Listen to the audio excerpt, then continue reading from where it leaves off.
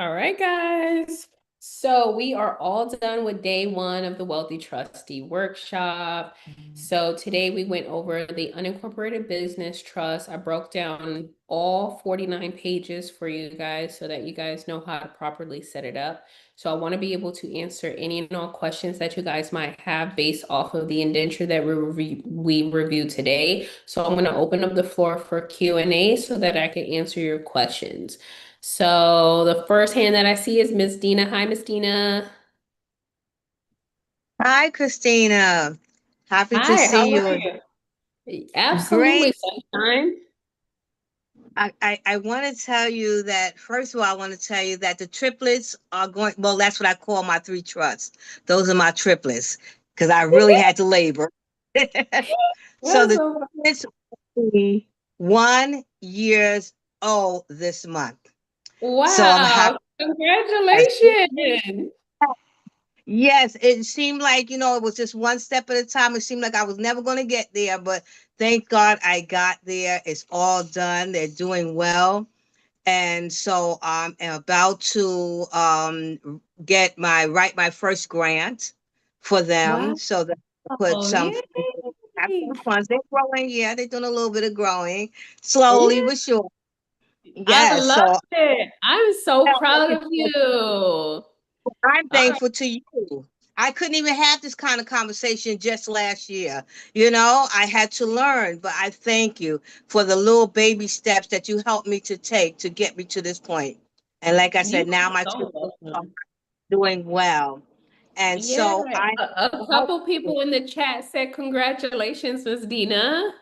oh, I can say thank you. Yay, Thank you all. thank you. Thank you. All right, Right the community is now. showing up. I love it. Yes, please stick with it. Christina will get you there. Just one step at a time. Just stick with it. Because I didn't think I was going to make it, but I did. It was a labor, but it was a labor of love. So I'm happy to be able to say that. And I love now I'm it. on my business trust, and I want to complete getting the LLC done so I could put it in. But here's Yes, my question. I did hear you say that for as a registered agent, something I think the name was mentioned, the Northwest um is a yeah, registered agent that we yeah. There's a few of them. There's a few third-party companies that can serve as your registered agent. So you should just Google which oh, one that's in your state or the state that you're going to choose to set up the LLC. okay. All right, I've checked off. Now, when it comes to filling out the Secretary of State that form, I'm going to be using the registered agent as the responsible party. Is that correct? Um, so so for under the Secretary of State, it says registered agent.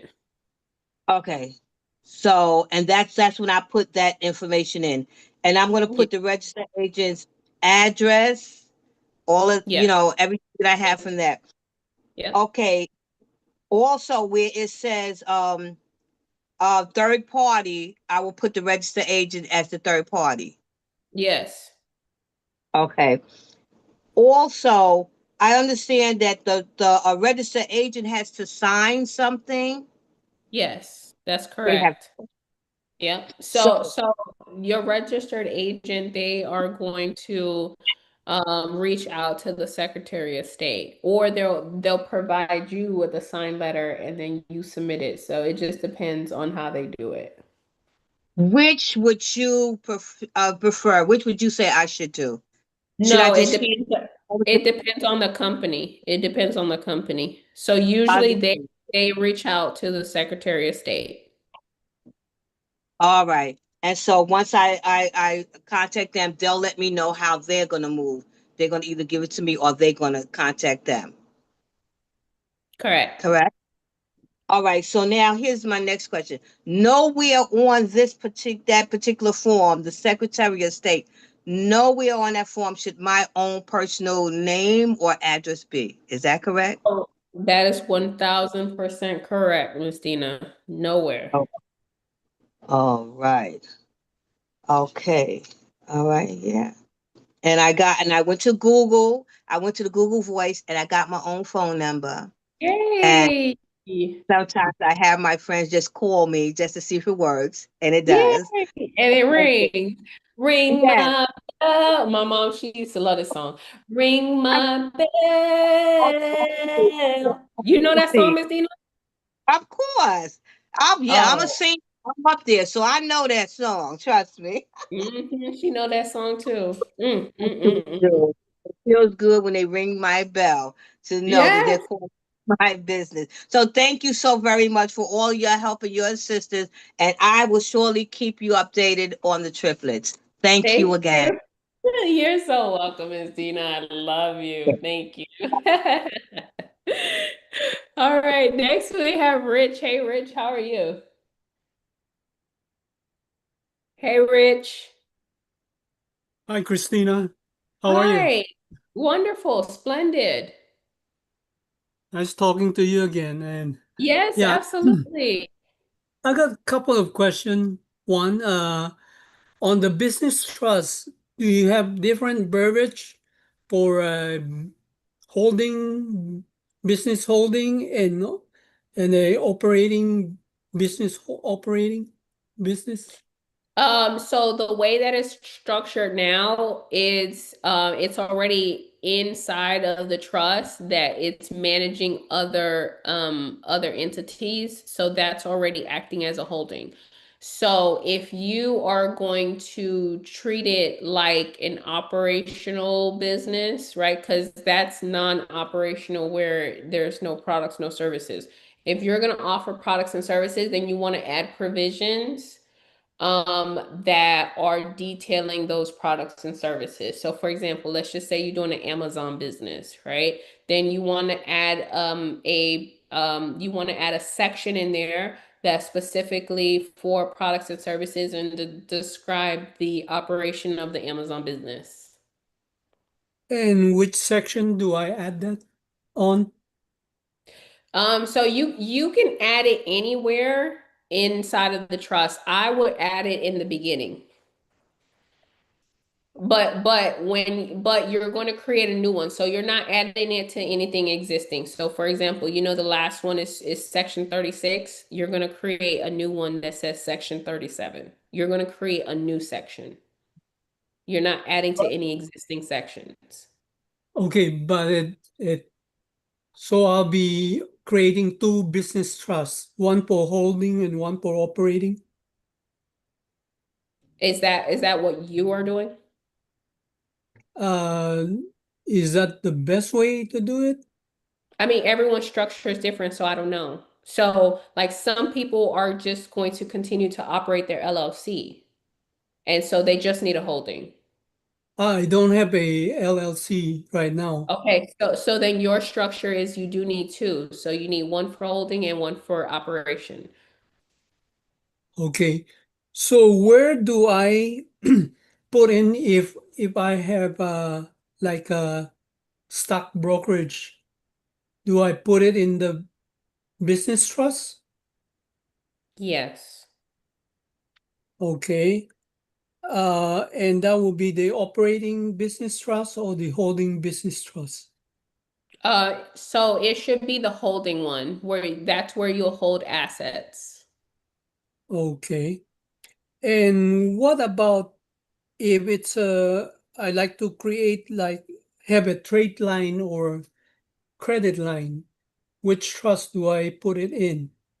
You're going to use a business trust, but you're going to create one just for business. I mean, excuse me, just for credit. So if you're going to use the business trust to create a business credit or to get a business funding, that's an isolated situation. And so you're going to create one just for that sole purpose because Okay. because you're going to be creating a public profile for it. It's going to be in the public records.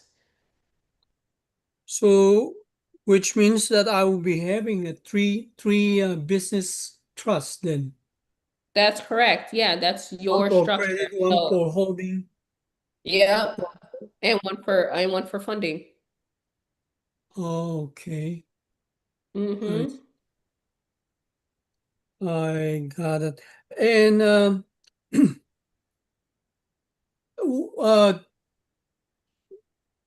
how do you fund your business trust? Say you have like or let's say you have $100,000 cash in the bank right now under your personal name. How do you transfer that if you need money for your business to operate? And also you because I remember that for your family trust, you will put your liquid asset into your family trust. So if you put that in your family trust, will you be able to transfer money to your business trust to operate your business? Yeah, you can move money around between the trust and you can move money around from your personal name to the trust too. So I'm going to show you this on Thursday, but the way that we move money around is by way of a promissory note. So you're going to be lending. So this 100,000 that you're giving as an example, you're going to lend 100,000 to your business trust so that your business trust can use that for working capital or for operating funds, right? To get it off the ground. And so you're going to execute a promissory note saying that the trustee is lending the trust $100,000. That's how you're going to fund the trust. So you're going to go ahead and open up a trust fund with a bank, and then you're going to do a wire transfer for that 100,000 and document it as a loan. Or I should move everything to the business trust instead of I'm I'm splitting I'm them? not saying everything. No, that's not what I said. Mm-mm. So whatever amount that you want, you're going to document whatever amount it is that you desire or that your business needs. And you're going to document it on the promissory note, whatever amount that is. And then on the other end of that, that's going to coincide with the wire transfer for that exact amount, and it's going to be labeled as a loan. Okay, I see. Now, my next question is um, on the business trust. Since we are putting the family trust as a beneficiary, do I still need to stipulate all the grounds of termination for the TCU holders if they don't meet that? Or can I just remove those? So you can remove them. So the reason why we have it there is because not everyone structure it like the way that you're structuring it. So not everyone puts the family trust. Some people do put natural people in there. And that's circumstantial, okay? So that's the reason why we still have it in there. And now you have to also think about it in the future. What if 50 years into the future, there ends up being a natural person in that position? So it doesn't hurt that you have extra provisions, but if you want to delete those provisions that are not relevant, you can. I see. Okay. My last question for the business trust is that on the certificate of trust, say I have executed right now, and uh, say down the road, I will need to add a successor. And since I have a grantor that have signed it already, do I need to ask that same grantor to do the amendment or the amendment for that certificate of trust? No, you're going to what you're going to be doing is you're going to update the certificate of trust with the new trustee's information, and so only the new trustee, only their signature is required because it's the second certificate of trust. So only the first certificate of trust had the grantor signature. Every subsequent certificate after that, only the trustees signature is required.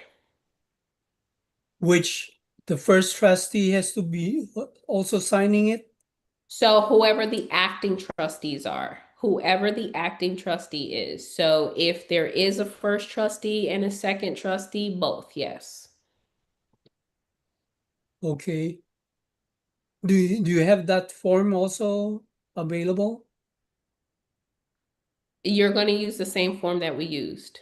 So all you're So, going to do is delete the section that says grantor. That's it. okay. And I also have to update the what do you call this? The With trustee's the name. IRS. With the IRS, You can call them and update them with the trustee's name. just call them,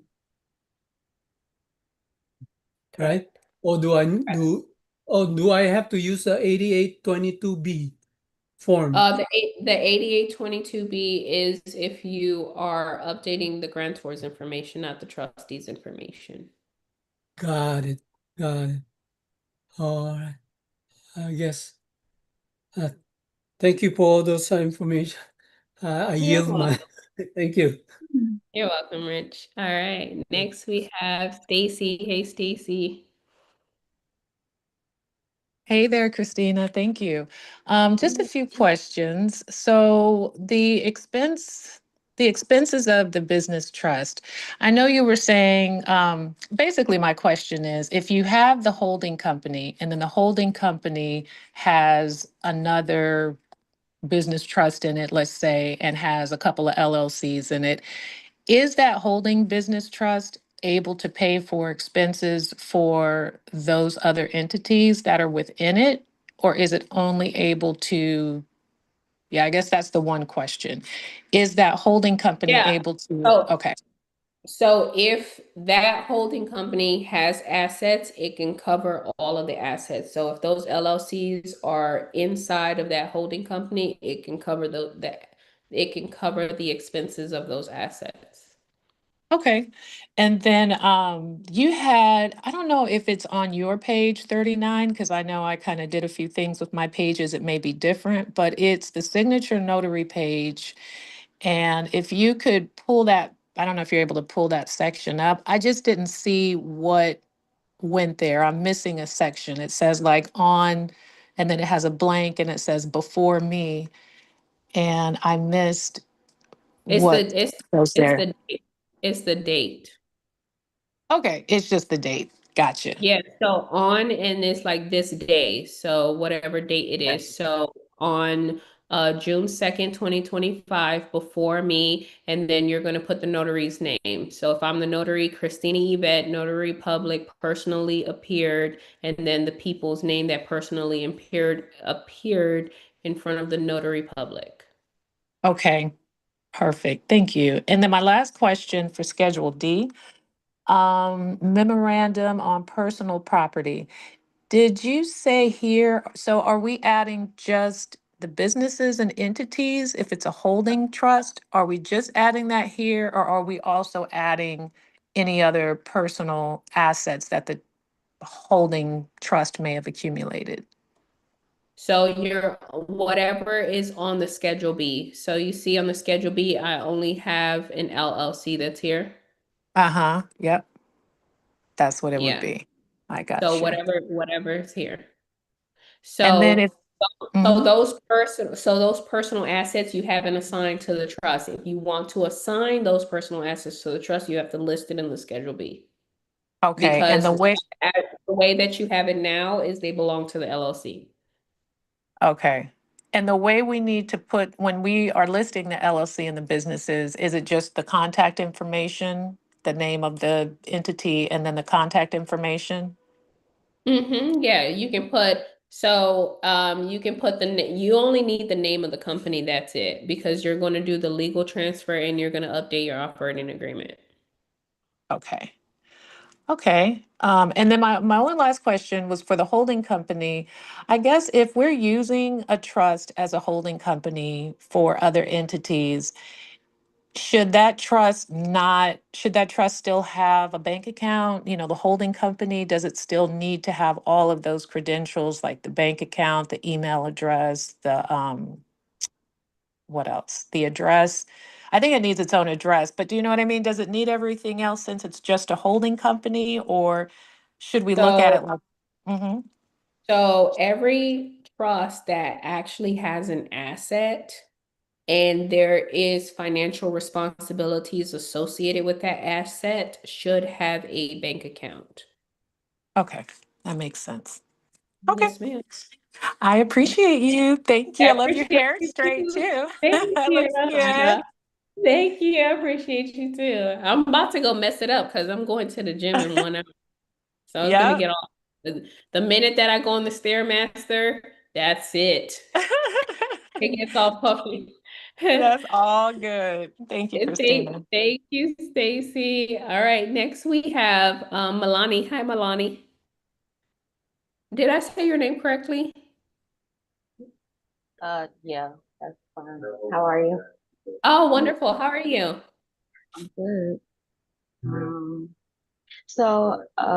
Do all of the co-trustees have to sign with the notary as well? So all of the co-trustees have to sign the certificate of trust. They don't have to sign any of the other pages. The other like 3 pages that need to be signed is only the first trustee. But the certificate, all of the co-trustees have to sign. In front of the notary? Yeah. Um, there's something I don't really understand. I probably don't sound slow when I have to say this, but how is it possible for someone to grant me via the grantor of my own home to me if they don't Yeah, own my so home? yeah, it doesn't work that way. So you as the trustee are able to put assets into the trust. So you are the one that's going to be conveying or granting the property to the trust. So you're the one that's going to do it. So remember the grantor, right? Once they set up the trust and once they hand you that $1, they walk away from the trust. They disappear. They're no longer a part of the trust anymore, right? So now any assets that are placed in the trust, anyone can put assets. So your grandmother, your father, your auntie, anybody, a random stranger, your best friend, your coworker. There's no limitation to who can place property into the trust. The only limitation is you as the trustee accepting the assets, whatever assets that they are. If it's, real estate, crypto, cash, whatever it is, right? So you are the one that's going to be conveying that property into the trust.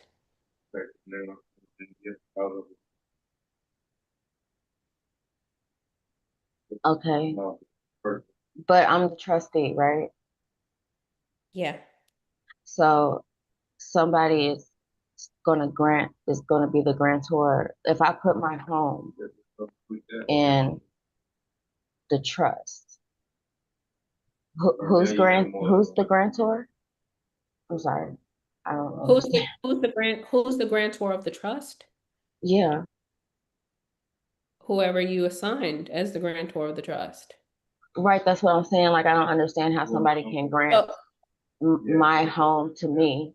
How can they do that if I own my home? How can I be the trustee? How can they grant something to me that I own? they're not granting the home to you. You are granting the home to Mm. the trust. So, and I'm going to show you this on Friday, right? When you look at a deed, there's two positions on the deed, grantor, grantee, right? On the actual deed, which is separate from the trust. So whoever's on the current deed right now today, which is you, right? Right. You're granting, and you'll see it, you're granting the property to the trust. That person is nowhere involved in the conveyance. It's just you and the trust.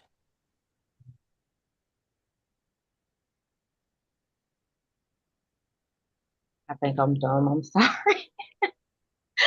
I'm just gonna, I don't know, keep So listening okay. until I I, can get it. I'm gonna tell you that a lot of people get confused, and so just wait until Friday when we actually go through quick claim deeds and moving assets into the trust, okay? Also, so okay, hopefully I'll get that sooner or later. um, when I go to IRS.gov and I'm trying to get the tax ID number for the trust, and I'll get to, like basically the first page, it was asking me about the responsible party. That would be the grantor, right? Correct. So since I've been basically like going through the lessons or whatever, like at first I was going to say that I wanted my dad to be the grantor.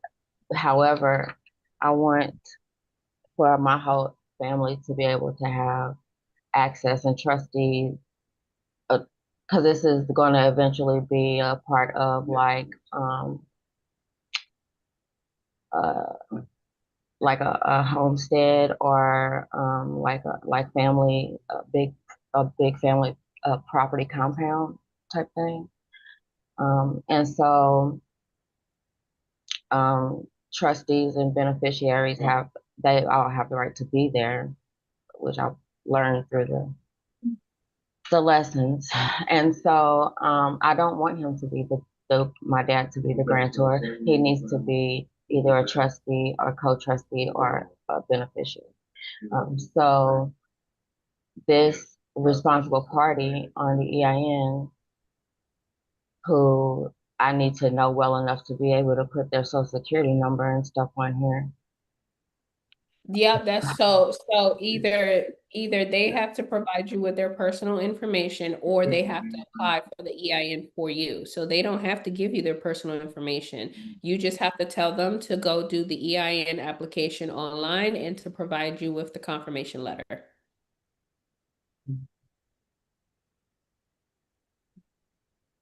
I think that's all for now. Okay, perfect. Thank you, Milani. Thank you. Have a Next good we day. have you too. Next we have David. Hey, David.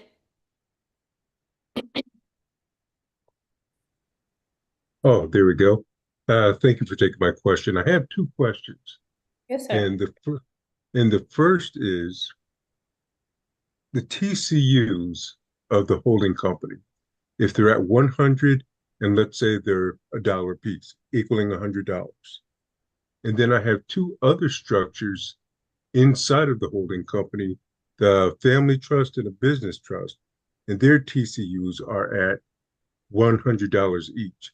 So does that mean the holding company, their total TCUs are $300, or is it still just within that separate entity, just $100 and $100 and $100? Correct. So it's per the separate entity. Okay, So each entity, you're correct. okay. The second question is with a business trust and a faith-based organization, um, to decrease my tax exposure, where would the bulk of my assets be better fitted? Um, that's a really good question. I don't know what assets you have, so I feel like it's a very it depends on your assets. So if you have It would any be crypto, it would be crypto, automobiles, and property. Okay, so automobiles, you definitely want it to be separate from any real estate, and then Okay. definitely from crypto. I see a lot of our crypto people, they will put their crypto into the faith-based organization. They would put their Oh, vehicles okay. into the business trust if they're using those vehicles for business expenses. And then if Okay. it's personal property, it would go into the family trust. Okay. All right. That's it. You guys are fantastic. We love you. Thank you so much, Mr. David. I appreciate All you right. for being here. You have a wonderful day. Okay, you too. We have Minister Patricia Williams. How are you, Miss Williams?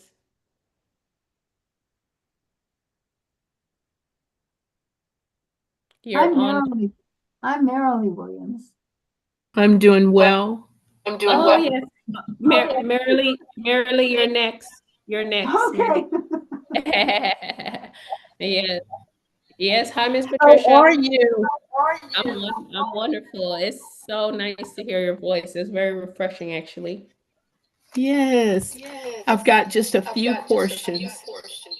Yes, ma'am. If I needed to change the grantor,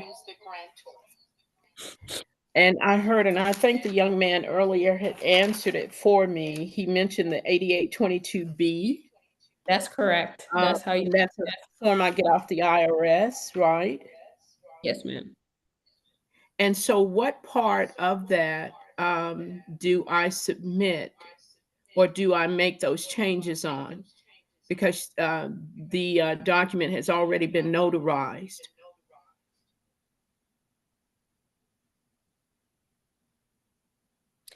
So, once your trust is executed, there's no way for you to change the grantor. You would have to terminate that trust and create a new trust.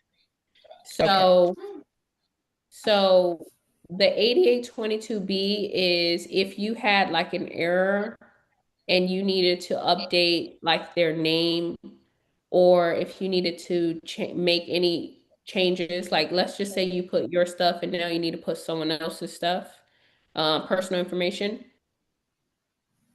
then you would do that. But your trust is already executed, so there's no way to replace the grantor. So you have to create a new one. And so that notary is what executes. Yeah, it's But notarized, right?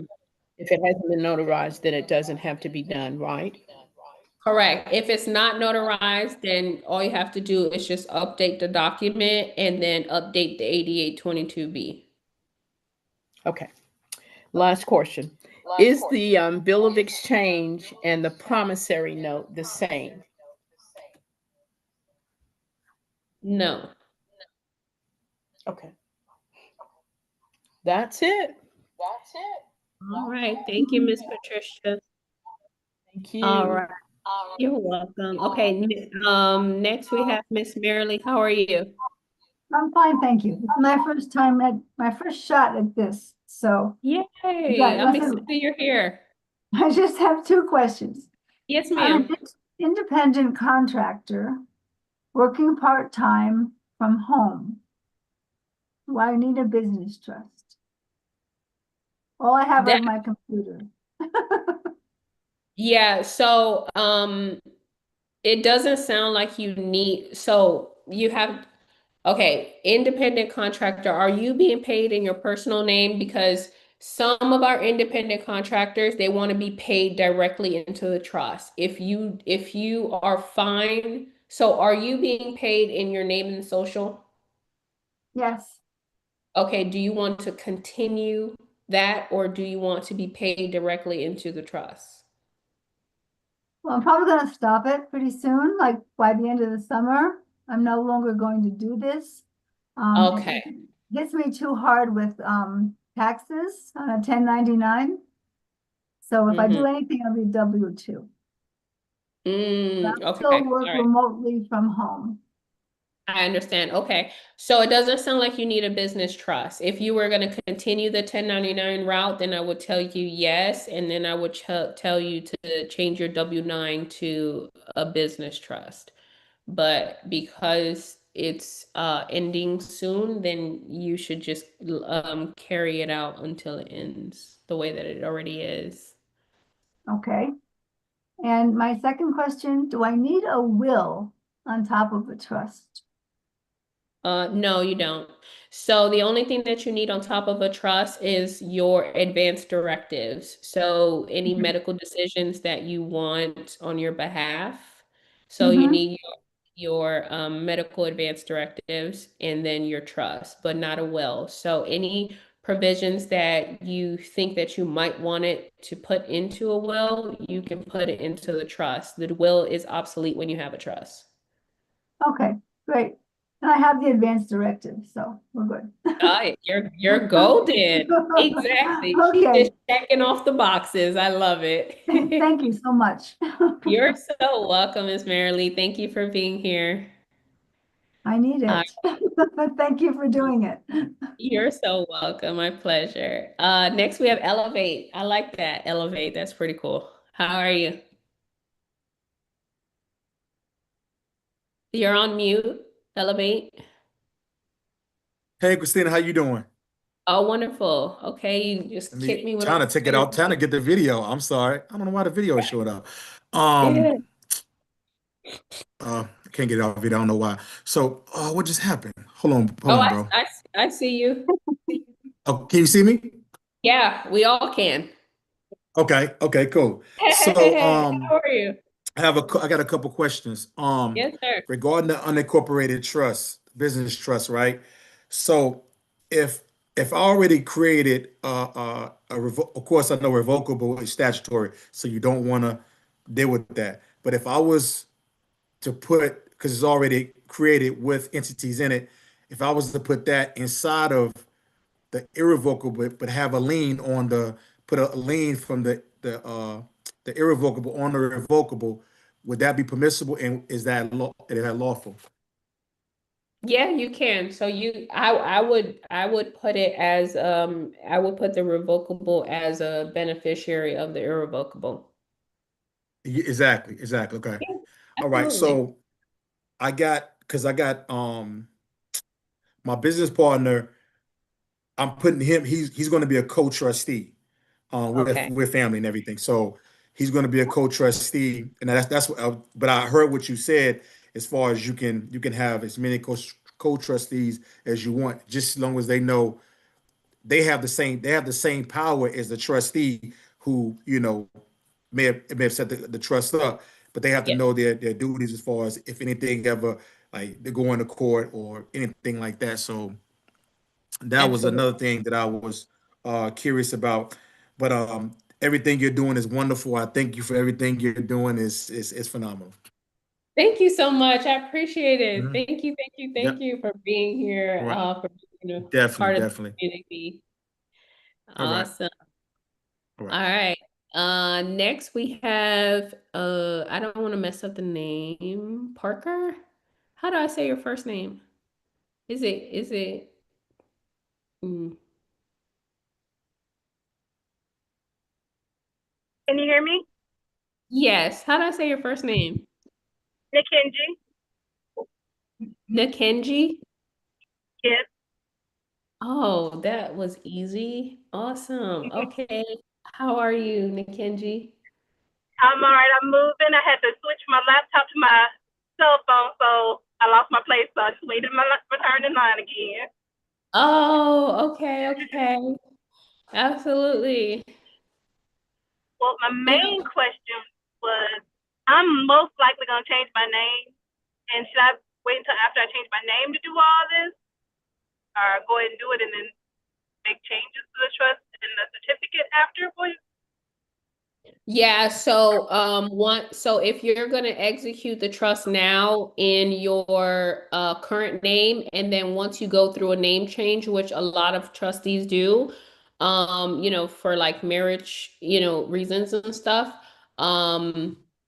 what you're going to do is you're going to have a board meeting, updating and notifying the board and everyone, the whole trust, that there's a name change, and then you're going to update the certificate.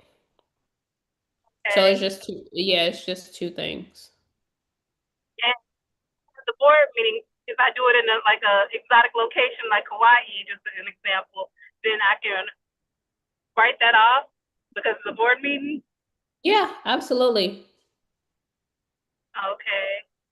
Mm-hmm. Well, considering I'm driving now, that's all I think I can think of right now. And some other stuff, but I can't focus right now like that. Okay, no problem. Drive safely. Thank you for being here, Nakenji. Thank you. You're welcome.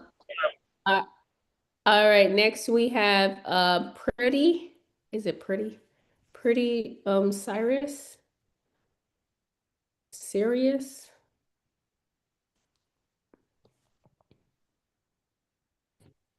Oh, here I am. Can you hear me? Yeah. It's pretty serious. That's the name of my business. Oh, pretty serious. Oh, Yes, it's that's like the Star Series. yes, serious, yes. That's So I have one that's question. Can a successor trustee also be a co-trustee? no. So the successor trustee cannot be acting. So yeah, they can't be the same person. Okay. So so if I'm a co-trustee because I'm having my husband be the main trustee in this Mhm. account. So if the successor trustee is someone who will take over the trust if he passes away. Yeah, so the way that it works is if he passes away, you become the first trustee and the successor will take over for you. Oh, okay. Okay. Thank you. That helps me so much. Yeah, so the secondary, so it goes up. So right, so this like the secondary trustee becomes the first and the third trustee becomes the second. And Okay. Okay. and if you want to just reduce the number from 2 to 1, you can, but that successor is going to take over after you. Can we go forward without even having a successor or we need one? Your trust is going to end up in court. It's up to you. Okay. Okay. All right. Thank you so much. It's dangerous not to have a successor. So I wouldn't even execute a trust without one. Okay. Could the protector be the successor? The protector can be listed as the successor. Okay. And then But if they become a trustee, then they have to step down as a protector. okay. Could the protector like be his mother? Can they be No, related? That's what I no, thought. they cannot be related by blood or marriage. Okay. Perfect. Okay, you've answered all my questions. All right, thank you. Pretty serious. All right, next we have Landry. How are you?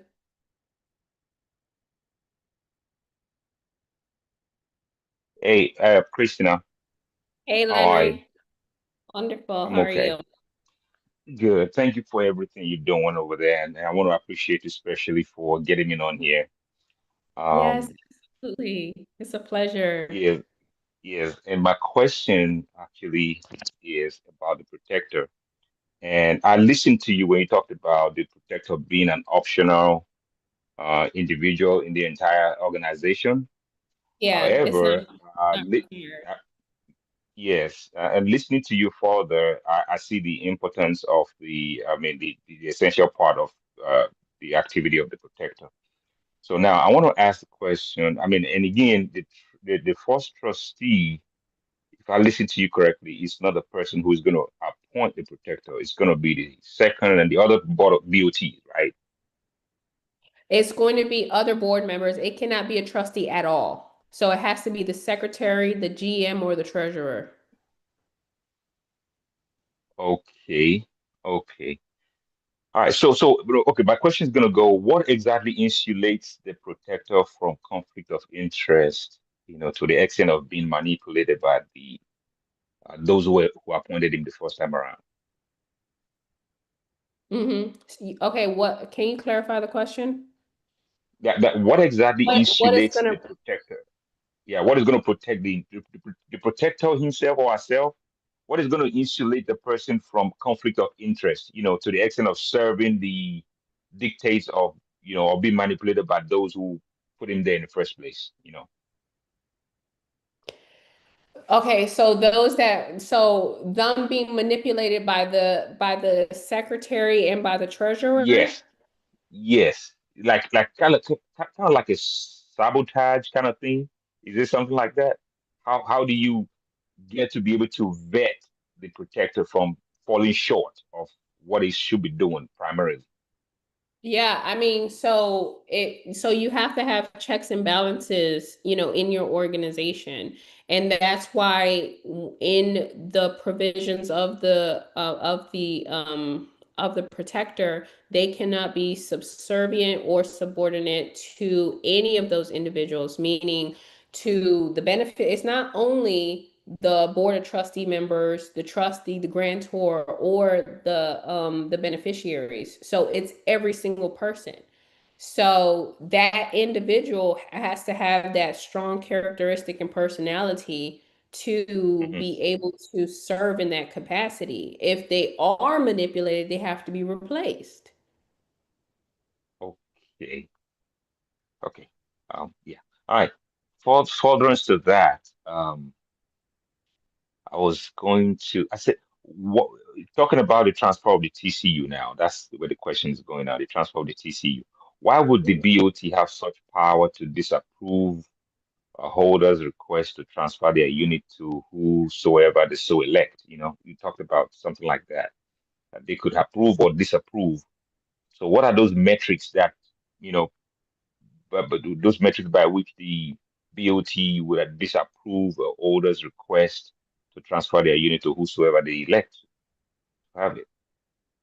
Yeah, so that's if you put the certain restrictions, right? So for example, if the beneficiary wants to elect their best friend, but we have a provision inside there that says that it has to be a blood relative, then the trustee is going to deny that request. Right? So it's those restrictions are there in order to protect the trust from trust certificate units falling in the wrong hands, right? That's why we have provisions dealing with marriage, right? That the TCUs only belong to the holder and not to their spouse. Wow. Because Okay. once again, they could fall in the wrong hands, right? And so ultimately, what you and it depends on you because everyone's family structure is different. And so I don't want to say that this is your family structure, right? Because we have blended families too. I interact with them all the time. But generally what people want is to set up a trust and for their family and their heirs to benefit. And so that's why they limit the transfer, and that's why the transfer needs to be approved by the trustee. It's just a protection mechanism to make sure that those people are eligible to actually be holders. Okay. All right. My final question would be for someone like myself trying to, launch into business. I don't have an LLC yet. Would you say I'm at a good place right now? Just set up my business trust, and make my business trust as an entity to own my LLC straight out of the back. Yeah, absolutely. If you haven't set up an LLC, you don't want your name to even end up on the Secretary of State anywhere on there, right? Because if it's done the other way to where you initially put your name and then you do an amendment, they can do skip tracing to trace it back to the original articles. Right. And so the way that you're doing it is excellent because your name is never going to end up on there because the original articles is going to have the business trust. Got it. So now that you mentioned that, this is leading up to another question about the address, the email of the organization, the entity, the trust entity. You had said we should get a virtual address and email and all of that. So I know in Yeah. the in before the advent of internet, we don't have email, right? So there was some certain way they were doing it back in the day. So now we're in the internet age, so we can put emails and all those good stuff. But I also know from security point of view, you can be traced on your IP if you're using any IP details, for the business. So do you think that is something that you want to think about again? Do you want to put your email in there? Do you don't want to put your email? Is it optional? Because when you're browsing, CIA can get you. I don't know. I'm just saying. So what do you think Mhm. about that? Yeah. You're absolutely right. So that's just a decision that you have to make, but on most Secretary of State, it is optional. Okay. Not All right. everyone has Thank an you. email. You're Okay. welcome, Henry. Got it. All right. Mhm. Next we have Denise. Hey, Denise.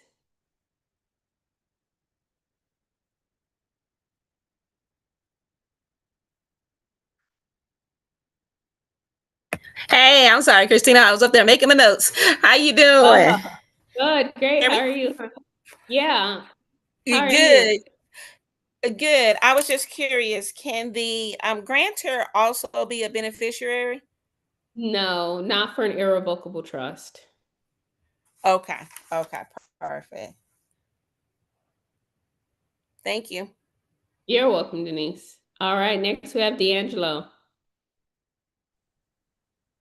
Hi, Christina. How are you?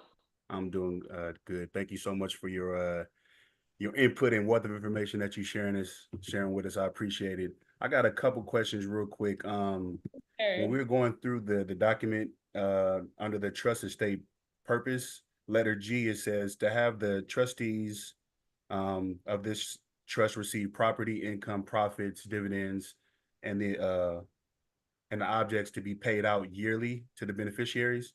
Is there a way for us to keep the profits in the business of the trust, the Yeah, trust it's just corpus?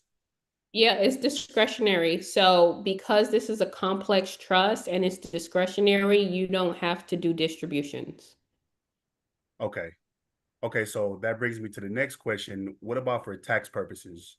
I know that there's a IRC code 643B. It says that you can hold the profits in the trust corpus without taxation for the benefit of the trust. I guess kicking the can down the road to where you can pay taxes on distributions later. But like I'm trying to like run it up, build up capital, acquire assets, and then once I'm good to where I can start distributing funds, then do it at that point. But I don't want to because I feel like it's gonna take me longer to build capital. You know what I mean? Yeah, absolutely. So as long as you hold it inside of the trust, it doesn't trigger a taxable event. Awesome. Well, thank you. That answered my question. You're welcome, D'Angelo. Thank you for being here. Appreciate you. Thank you. Next, we have Paul. Hi, Paul.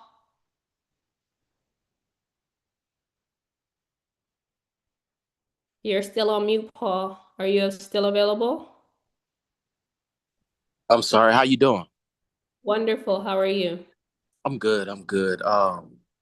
Yeah, quick question.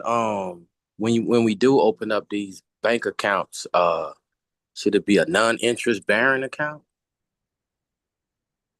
So it's optional and it depends on the institution. But yeah, you can. Okay. Yeah, because Mm-hmm. I have one trust set up, but like I said, it wasn't right. It's a revocable trust. Mm-hmm. And I have a, bank account open. I had deposited my settlement in there. And I was thinking, maybe I should have did a power of attorney because I got a call from one of the banks, and the lady was asking me about the money I withdrew, talking about I need to show some income. I said, why would I have to show you income to withdraw my money? I have no clue. That sounds crazy. Yeah, it was, but Yeah. once I started talking to her, telling her different laws, she stopped it and got off the phone. So. She backed off.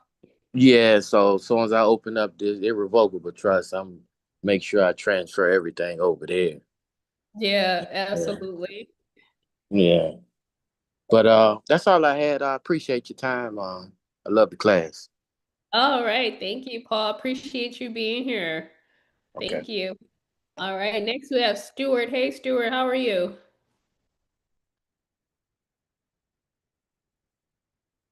You're still on mute, Stuart. Are you still available?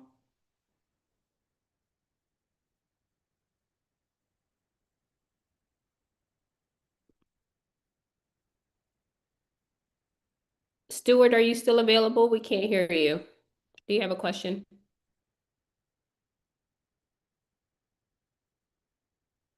All right. Next we're gonna go to Shawanda. Hello, Is it Shonda? Is Shonda. it Shonda? Shonda. Sorry. I added an A there. I was like, all right, That's how are okay. I'm used to it. I know, right? Yeah. Sorry about that. That's How are okay. you? All right. My question, me as well. I've done trust before, but it was wrong, and thank God that I didn't do all the necessary steps because it was wrong. So, Sorry. yeah, I wasn't told by doing none of the stuff that you're telling us to do with it. But either way, my question in that one, it had us to have the grantor, trustee, and two witnesses. Is that still necessary? Yeah, so you can have two witnesses if you don't have a notary. Okay. So that's only if you don't have a notary. Correct. Okay, because we went, all four of us went to the notary and had it notarized. So like I said, yeah, no guidance. Uh, yes. But that was my question. Just wanted to know. Okay, thank you. That was a really You. good question. Mhm. Yes, I'm so glad that you're here. All right, Thank and next you. we're gonna circle back with Stuart. Hey, Stuart, are you able to come off mute now? Yeah, I had to log out and log back in. I had a Oh, privacy okay. thing, so yeah, my bad. Oh, I gotcha. Okay. Yeah, how you doing today? Wonderful. How are you? I'm doing pretty good. I just had a few Awesome. questions. Yes, sir. I guess I'll start with paying the board members. When you first you get the oath of privacy signed, you're gonna get an independent contractor contract signed by them. In the beginning, of course, you ain't got no income coming in, and like you said on another call we had, you said that the money that we putting in, so if we put in $100,000 into the trust or something like that, that they not necessarily getting paid because you put 100,000 in. You got to start, you got to invest that 100,000, make income, and then when it's making sufficient income, you can pay them. Um, so say that say that in the beginning, say it takes 6 months, a year, however long it takes to start making reasonable income to start paying them. When you drawing up the independent contractor contract with them, like what kind of pay schedule are you putting? Are you putting, uh, you know, working for free until adequate income is coming in where they can start getting paid and then you can, renegotiate it, or how does that part work? Yeah, I mean, so it obviously it's whatever you and that person agree on. Um so you definitely want to put the time period. So what I've seen others do um is that they'll receive like gifts from like for in the first like 6 months, and then after that 6 month period, then they'll reevaluate what the compensation is. Okay, so like if I say that I had enough where I can, like get a person 500, you know, with like say in the 6 months I couldn't give them nothing, but then the next 6 months after that I could give them like 500 a month or something like that. We would just need to do another independent contractor contract. Yeah, yeah, update it. Exactly. Updated. Okay, got you. But in the beginning, like, do I need to put any wording in there in the beginning, like, hey, this person is willing to work, make sure that they agree that they're willing to work for free until income is coming in where they can get paid. Absolutely. You Okay. definitely want to cross your T's and dot your I's. So I would put anything and everything in that contract. Okay. Okay, got you. And then on the grant, so for the business trust on the grantor side, it was a section in there where I saw that it said that the grantor can't be related to the trustee, the first trustee. Is like, so is a family member, but I heard you say in the past that you had your dad be a grantor for you because you knew that he was not going to be a part of the trust. I know on the family side, I reviewed the whole documents on the family in the nonprofit. It didn't say anything about that, but I noticed in the business trust it did. It said that the grantor can't be related to the first trustee. If I had Yeah. a cousin that was going to be my grantor, that's not going to nullify the contract or be a problem. So you want to edit that. Remember, the contract is customizable, so you want to edit it for your particular situation. So if they are going to be related, then just make the appropriate changes. Okay. Okay.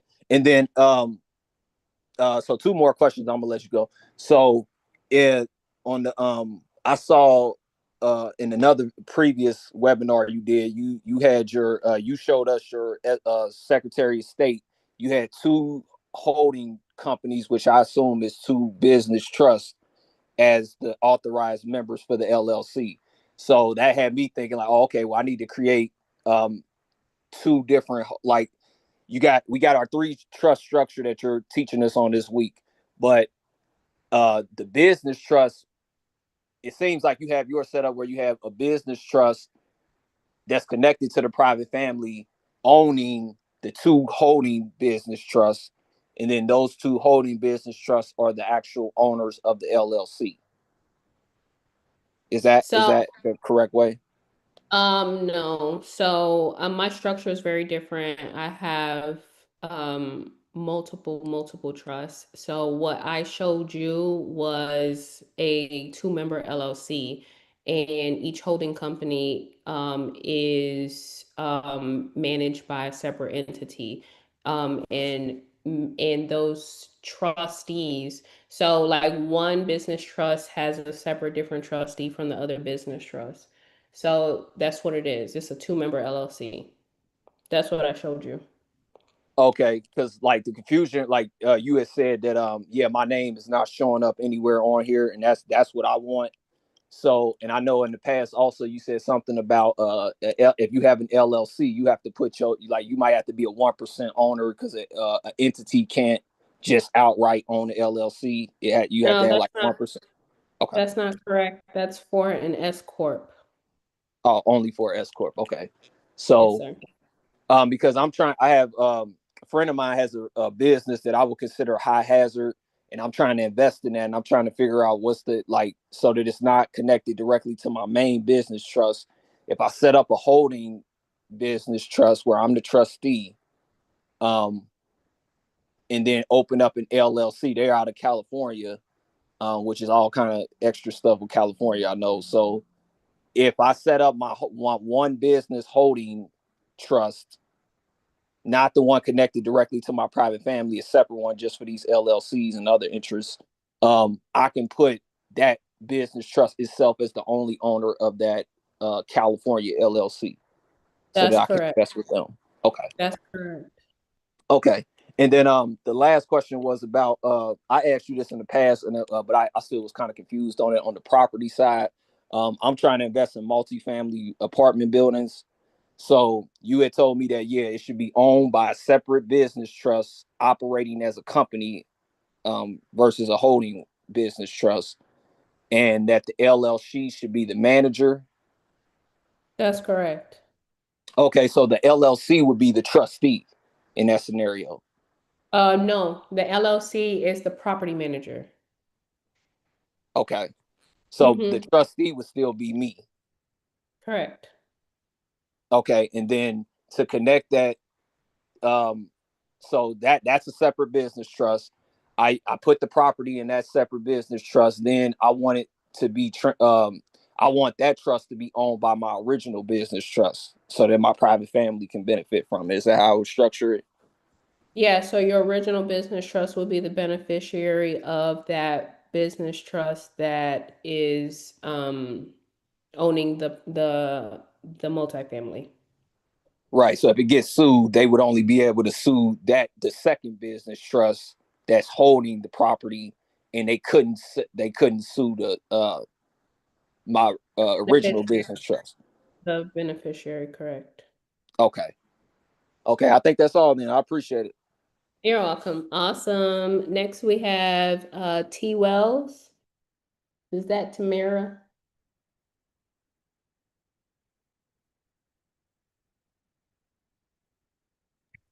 Yes, it is. Hi. Hi. I love that picture. It's so pretty. Those Oh, thank you. I'm trying to change it to my face. It seems like it's not trying to happen, but I guess that's close. It's coming. Let's yes, see. ma'am. But anyway, thank you so much, Christina. I'm at a place where it seems like I'm still learning, and I'm listening to all of the great questions. So I appreciate all of the valuable information that you're providing here and this forum. I want to want to join and learn more because I'm in a space where I'm not certain what to do first, but I'm thinking it is to change our LLC to S Corp first before I establish the trust so that it is not established by a name or found, whether irrevocable. And listening to you, found any past history where it's associated to or linked to me or my husband as owner so that it's protected. So I'm thinking of changing that to S Corp first. Your LLC, okay, your LLC, you already set it up in your personal name? Yeah, and I have trademarks under mine. My business is Wells of Wellness, and my husband's is Wells Craftsman. We are currently functioning a lot under Wells Craftsman, but they're both LLCs. And I'm looking at the best entity to establish for his LLC would be to change it with the state in entity to S Corp so that taxes can benefit us because the plan is purchasing property, purchasing land, and that way we can properly establish with clarity the trust, the holdings, the investments, and family. And I'm really looking at all of this. I just want you to know that you switching the LLC to a S Corp is not going to hide the fact that you were the person who created the original articles of organization. So what's done is done, and your name is already there on the Secretary of State. And so depending on the Secretary of State, they make it readily available to see the original articles, even after you process an amendment. Okay. So as far as impact in any legalities, how would I go about protecting that by the means that you're providing, which is trust, or what would I do first? That's what I'm thinking. I know you're not legal counsel, but as far as the trust, is there a window or is there something that can be done or how it can be established to better?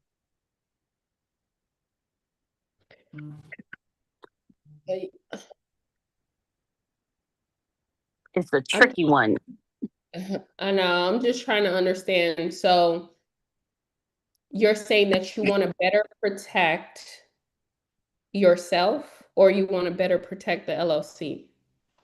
I want to better protect the LLC, although name is on it, because people would come for the name because it's already public. And what we own, you know what I'm saying? Mm-hmm. Absolutely. But I'll put all of that, all other assets that have my name on it under the trust so that they basically wouldn't have anything to sue. You know what I'm saying? Mm-hmm. Yeah. Does that make sense to you? Mm-hmm. Yeah. So, I mean, the first thing that I would do is just take the first step, which is remove liability because you're still liable, right? Your name is still on there, right? Exactly. On both LLCs, both of them. Okay. Yeah. So if your goal is asset protection, remove yourself because right now you are 100% liable for that LLC. So what I'm going to show you guys on Friday is to make the business trust 100% liable for the LLC. Here I am. Hey. Yeah, so that's what you want. So you just want to remove liability from yourself and you want to put it on the trust and you don't want any other assets in the trust just in case somebody decides to sue the LLC and there's like a big judgment, you can bankrupt the trust. So that's the first step that you want to take. And what we do is we do a business purchase agreement so that you could legally remove yourself and you can document that you're no longer liable. So that's the first step towards protecting yourself from anything that might happen with the LLC right now. Yeah, that's the first move. That was That was the best question that I had. Anything else can come after that because that's like where I'm headed, beeline, because we're looking at land and setting up and establishing trust. That's why I had not really set. I think what I'm going to do is I'm going to go one-on-one with you to get, because this is a complicated situation in my head. I'm not certain Yeah, if this really. it sounds like it. Yeah, it sounds like it's a lot of moving pieces. And another thing is because you have one and then your husband has one, then you want to establish two separate ones, and he has his own holding, you have your own holding. And we So can put other on it as code. yes. Okay. And a different, and can it be the same grantor? Because the grantor is not going to Yeah, matter. yeah, absolutely. Yeah, these are separate entities. So the same parties can serve is separate entities. Got it. Got it. Yeah, I think I'm gonna upgrade because it's a complicated situation. Yeah, I know. It sounds good. Yeah, and I mean I'm establishing so many things right now. It's starting with a nonprofit, and so all of those things have to like Tetris in their spot. And I'm not trying Yeah. to put them all in one holding. From what I'm understanding, holdings and invest and family separate, and they need to be distinct. And now seeing that the LLCs need to be separate things, Yeah. because in order to protect. Because of the way I had originally established, because I've got like 13 trademarks, so I need to protect all of that stuff. Yep. You got to put all those trademarks in the trust too. Yeah, it sounds like a lot going on over there. It's a lot, Yeah, but you're gonna get me straight. Me straight. I I'm a. promise. I promise. Yeah. Okay. Thank you so much. I appreciate you. I You're value welcome. you.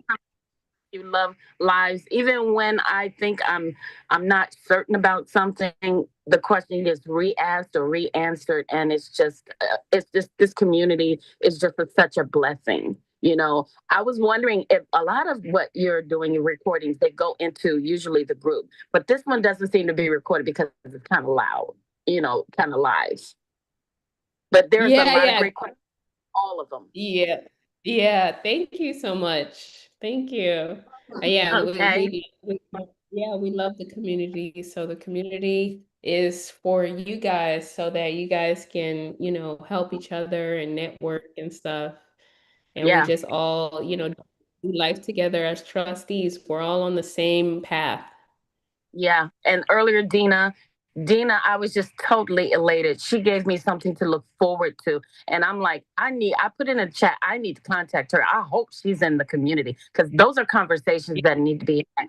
There's so many basic questions, simple questions that are asked that are just smart questions because you ask them. And then there's such elevated questions that are great to just kind of ponder on. So I just absolutely love all the directions of where all the content and all the structure and all of the fact information is coming from. And just the learning curve is just so wide. I love it. Yeah, it sure is. And that's why I tell people, I'm like, you are going to get the most value if you're in the workshop Oh, man. because you get to experience other people and you get to hear their structure and their strategy and you get to piggyback off of their questions and stuff. It's just phenomenal. Being in this environment is phenomenal. Oh my, this is my favorite community. Just wanted to let you know, this is my, for the last 4 years, favorite community. Thank you. Oh, thank you. Thank you. Thank you. Oh my gosh, we adore you. Thank you so much. Okay, and God bless you. Thank you so much for answering my question. You're welcome. God bless you too. All right, we got 2 more questions and then we're gonna wrap it up. We're creeping up to 4 o'clock, you guys. So yeah, we have Daniel. Hi, Christina. Hi, how are you? I'm good. Thanks for asking. You are so patient. Oh, and it's, you're you're fabulous, Christina. Your demeanor is just, I mean, wow, wow. Thank you. Yeah, yeah, It's the nurse inside of me. I'm a registered nurse. yeah. You come across. She's patient, the Uh, registered nurse. oh yeah, I see, I see. Yeah, I'm grateful. I'm grateful. And I'm gonna make it brief. Thank Um, you. so I want to know, can you use um the trust like a land contract? Like a land contract, like a land trust? Yeah. Yeah, so a lot of the title companies are, they're really wishy-washy now. When you go to do like a sub two or a wrap, they want to see the trust, and yeah, they're asking to see the trust. And so when you go to so the reason I like putting it in a land contract is because you can change the beneficiary after you do that. After you Yeah, do you the could do the do same. Yeah, you could do the same thing with these trusts too. So you could change, you could make it, as long as you're the trustee, you can amend any part of the trust. So, and a lot of people, they do that too. As soon as they close on a property, they'll go and switch some things up in the trust because the title company did see it. So, but yeah, the business trust will be the most appropriate trust to use for real estate for those types of transactions. Okay, so if I have one now, I noticed that so I would put it in the business trust, and then I see you said you were gonna go over this stuff on Friday, right? Some of I this am. transfer. I said, okay. I'm gonna let Friday come. I'm just Okay. looking at you, and I'm feeling like, wow, let her go, but I don't want to. It's so funny. I really Yeah, appreciate you. we have all week. We got Tuesday, Wednesday, Thursday, Okay, Friday. okay, okay, good. I appreciate you very Okay, much. thank You're you so welcome. much. You're Okay. welcome. Next we have Denise.